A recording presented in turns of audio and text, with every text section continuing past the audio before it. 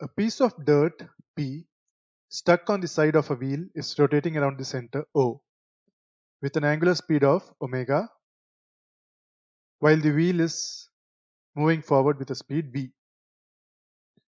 Find the vector representing the velocity of P with respect to a static observer on the ground.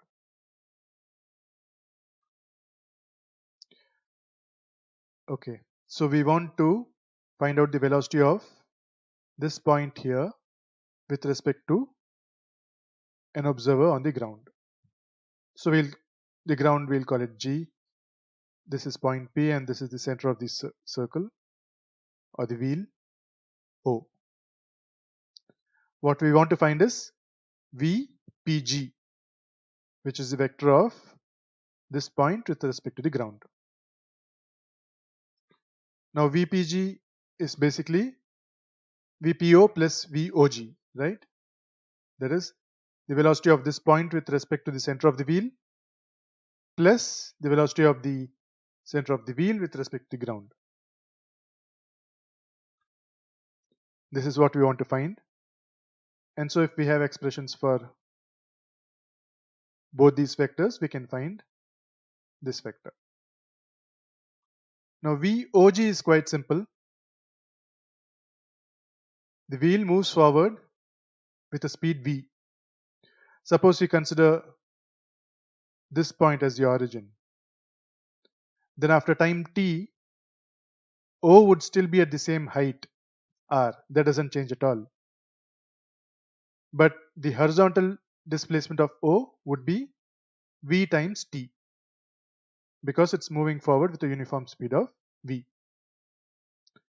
And therefore, the position vector of O at time t is given by vt times the unit vector x plus r times the unit vector y.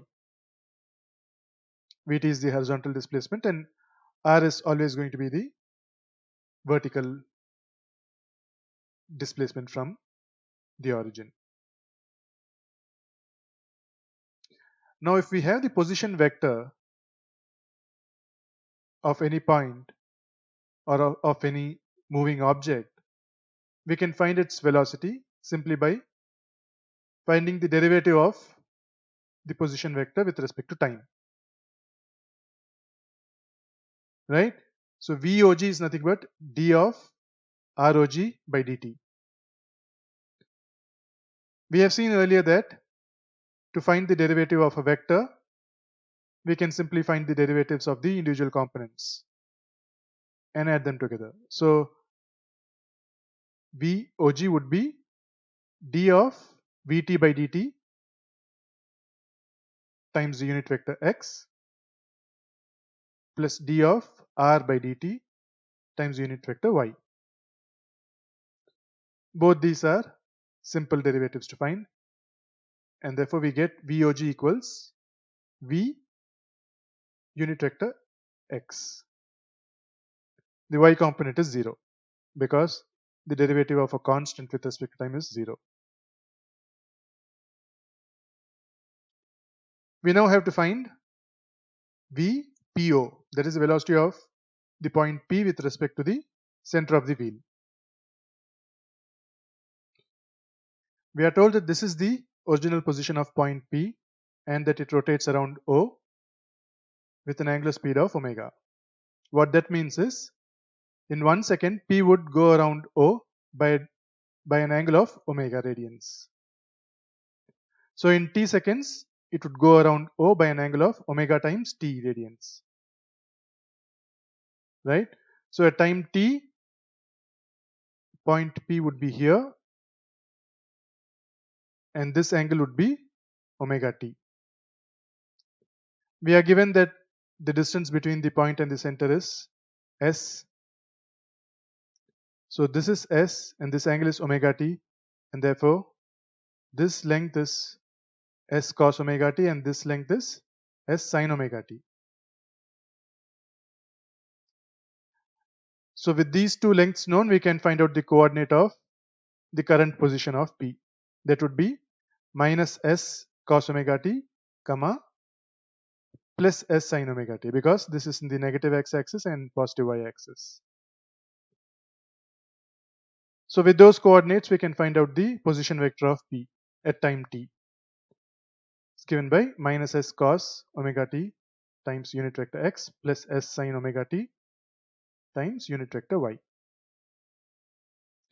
So we have the position vector, and therefore we can find the velocity vector by finding the derivatives of the individual components.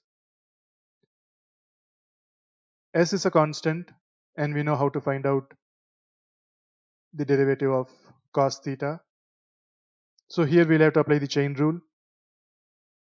We'll have to find the derivative of cos omega t with respect to omega t, and then multiply it with the derivative of omega t with respect to t.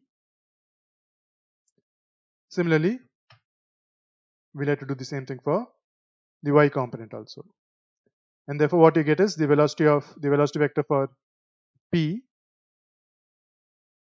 with respect to O is given by s omega sine omega t times unit vector x plus s omega sine omega t times unit vector y. So we know both VPO as well as VOG, and therefore we can find VPG by simply adding them both, and this is what you get. This is the velocity vector of the point P with respect to an observer on the ground. There's one other way you can do this.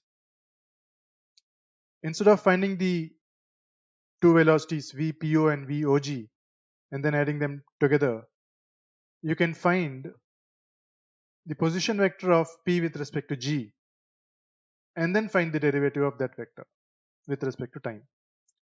So the position vector of P with respect to G is nothing but RPO plus ROG. That is the position vector of P with respect to O plus the position vector of O with respect to G. ROG is something we already saw, VT plus R, VT unit vector X plus R unit vector Y. We also found out RPO, right? This is RPO, and therefore by adding them together, this is what you get. Now you can find the velocity vector VPG as the derivative of RPG with respect to time, and you'll get the same answer, right? V plus s omega sin omega t unit vector x plus s omega cos omega t unit vector y. That's what this is.